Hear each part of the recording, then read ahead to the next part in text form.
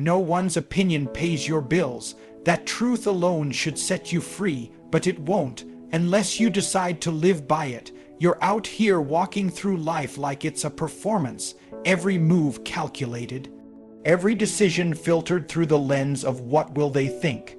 You're chasing applause, chasing approval, chasing likes, hearts, claps, nods, but none of that pays rent. None of that feeds your family.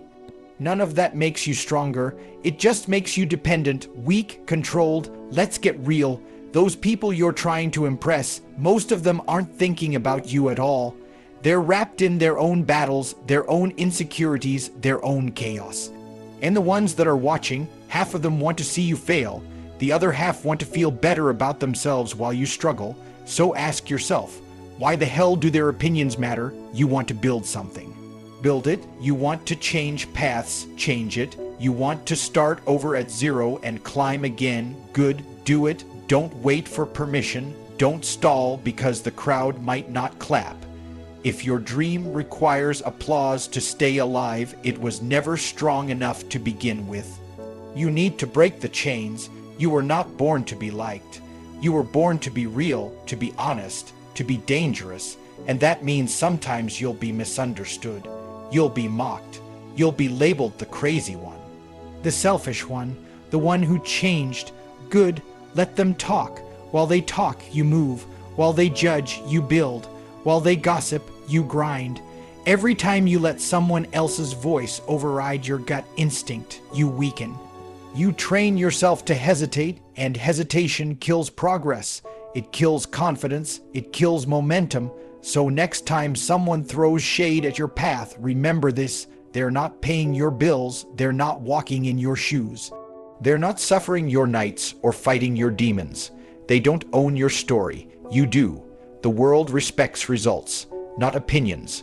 So stop trying to please the crowd. Stop explaining yourself to people who aren't building with you.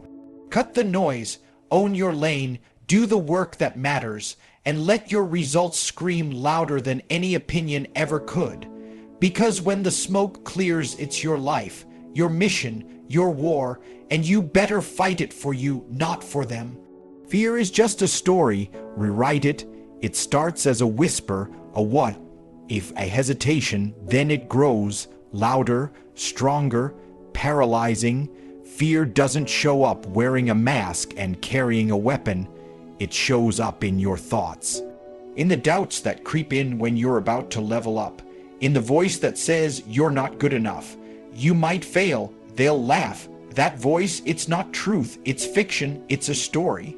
And the biggest lie fear ever told you is that you have no control over it, but you do. You are the author now. You hold the pen, and fear, it only has power if you let it write your chapters for you. So stop letting fear write your narrative in ink. Tear the page out, burn it, and write your version, the real one, the one where fear shows up and gets knocked down, the one where you walk into the fire, not because you're fearless, but because you're done being ruled by it. You face it, you fight it, you don't negotiate with it. Every fear you've ever had is a story that can be rewritten through action. That's the secret. You don't need confidence first. You need movement. You take the first step, trembling or not. And when fear punches you, you don't fold. You punch back. You swing harder. You learn. You adapt. You come back stronger. Look back at your life. How many times has fear stopped you cold? How many doors did you not open? How many chances did you let pass? Not because you weren't ready, but because fear told you a story, a lie, that you weren't worthy, that you'd lose, that you'd break. Now tell me, what did fear ever build for you? What did it ever protect? Nothing. It only steals. It only delays. It only destroys. You were not made to live in a cage built by stories. You were made to hunt, to lead, to rise. But that won't happen unless you kill the old narrative. So do it. Stand over your fear, grab the pen, and start writing a new script. One soaked in grit, discipline, and courage. One where fear doesn't get to speak without your permission. One where every time fear shows up, you welcome it, as a sign you're headed in the right direction, because the more fear screams, the more reason you have to move forward. Fear is just a story, so make it a short one. Then turn the page and write something that makes you proud. Write it in sweat, write it in scars, write it in your own blood if you have to, but write it. Validation is a drug.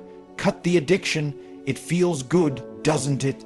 The likes, the comments, the DM that say you're killing it, that short-lived buzz when someone notices your effort, but that high, it's fake, it fades, and then you're back chasing more, refreshing the feed, posting again, fishing for another hit of dopamine. That's not power, that's slavery. You weren't made to depend on applause. You were made to produce results, and results don't need a round of applause to be real. The world's full of people who look successful, who post their wins but hide their losses, who live for the illusion but have nothing solid behind it. And if you're chasing validation like them, you're already losing. You want real strength, real dominance, then get off the needle. Cut the addiction to being seen, because every time you need someone to tell you you're good, you hand over your power, you give them control. You become a puppet for their approval. Every like is a leash, every comment is a collar. Let them go. Your mission should be so real, so personal, so ruthless, that you don't need anyone to clap because you're not performing. You're executing quietly, relentlessly, with discipline. You're building something no one sees, training while they scroll, grinding while they gossip. Progress that doesn't fit in a post, but will echo through your legacy. You don't need a pat on the back. You need to punch through walls. You need to outlast the ones who got tired when the praise stopped.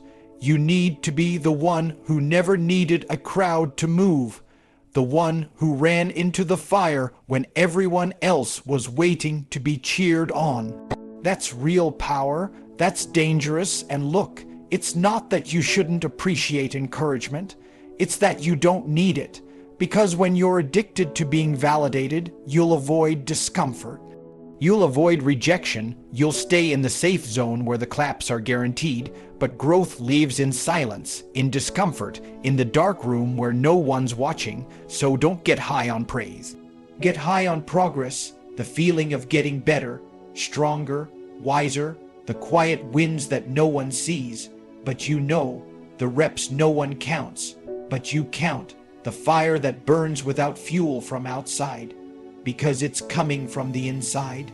Cut the addiction, withdraw. Yes, it'll hurt. Yes, you'll feel the silence, but in that silence, you'll meet yourself, and you'll realize you never needed them. You just needed to believe, and once you do that, you'll be free, because true freedom isn't when they praise you. It's when you no longer need them to. Comfort zones are coffins. The moment you start caring what they think, you stop moving, you stop growing. You stop becoming. That space you call safe, that's not a sanctuary, it's a graveyard. That's where your dreams go to die, slowly, silently.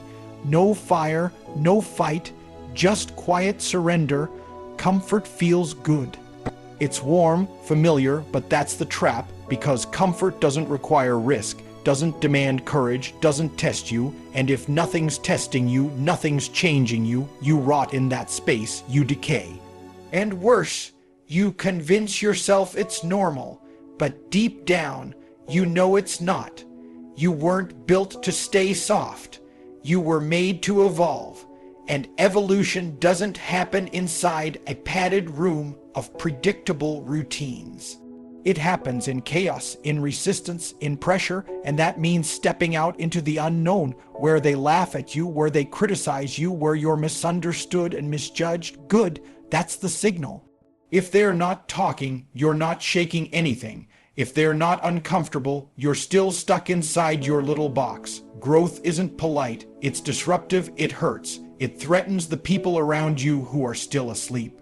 So yeah, get hated, get doubted, get called crazy. That's how you know you're finally living. Comfort wants to rock you to sleep with lies. You're doing fine. Don't push it. Don't take the risk.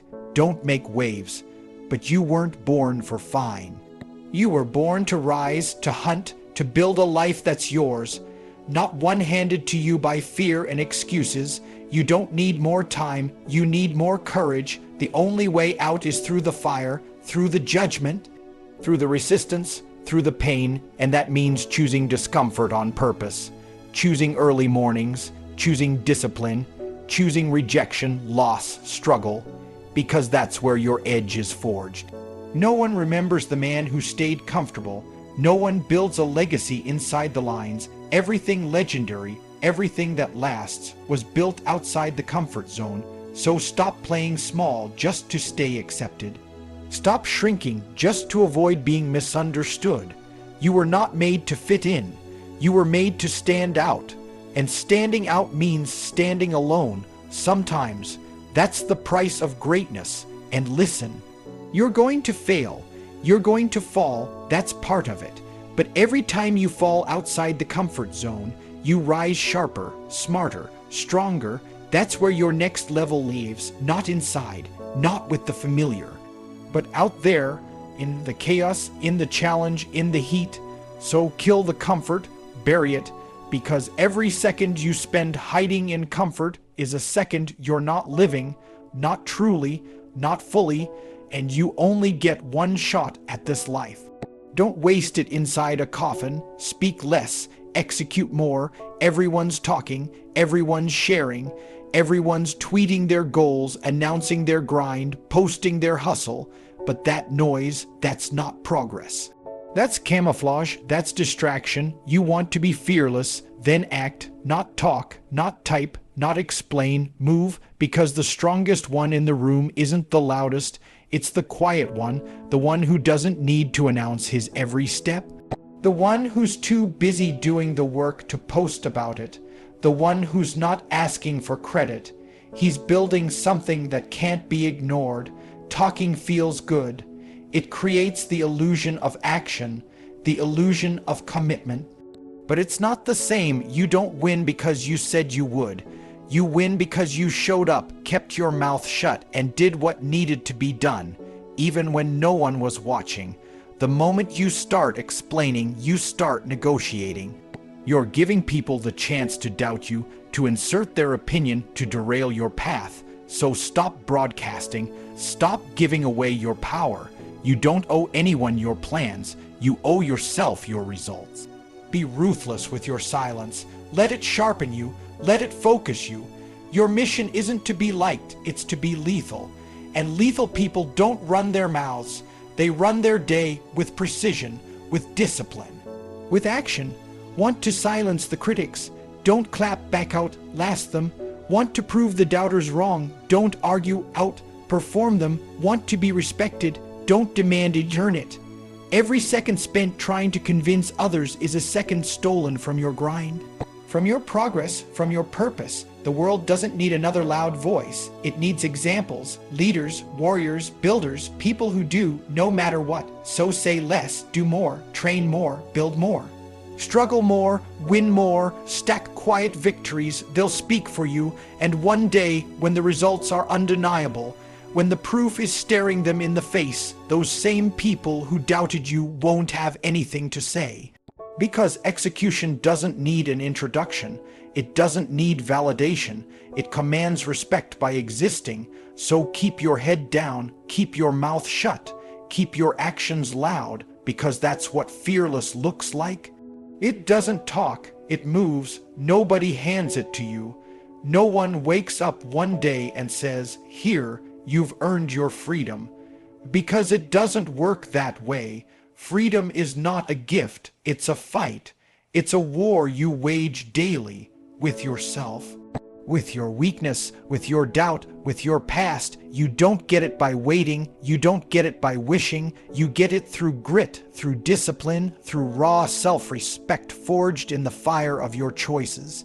You earn freedom by getting uncomfortable, by doing the hard things when no one's looking, by sacrificing the easy path for the right one. And here's the truth no one likes to say out loud. The people who look the freest are often the most enslaved. by opinions, by validation, by comfort, by fear. They move only when they're seen, they speak only when they're praised, they live in chains, decorated chains, but chains nonetheless. You want to be free, then stop waiting for approval, stop begging for permission. Freedom begins the moment you stop needing their applause, when you realize you don't owe anyone an explanation, when you no longer adjust your values to fit someone else's expectations. That's the moment you step out of the cage. But don't mistake freedom for chaos. Freedom is not about doing whatever you want, whenever you want. That's indulgence. That's recklessness. Real freedom is control. It's ownership. It's waking up and knowing your time, your energy, your decisions, they're yours. Not controlled by fear, not dictated by guilt, not hijacked by someone else's opinion. You stop caring not because you're cold. You stop caring because you've started living. You've stepped into your own mission. You've found something worth sacrificing for, worth fighting for, and suddenly the noise just fades. The critics, they don't matter. The doubters, irrelevant. You're too locked in, too focused, too free. And that kind of freedom terrifies people, because when you don't need their approval, they can't control you. When you move without permission, they can't stop you. And when you rise without validation, they're forced to face the truth. They're still in chains. So they'll mock you, try to pull you back, try to remind you of who you were, but you don't live there anymore. You've taken your freedom, earned it, bled for it, fought for it, and that kind of freedom. It's unshakable. You don't need to prove anything. You don't need to announce it. Just keep showing up. Keep pushing. Keep taking it, inch by inch, rep by rep, day by day, because real freedom isn't loud. It doesn't need to be. It just is.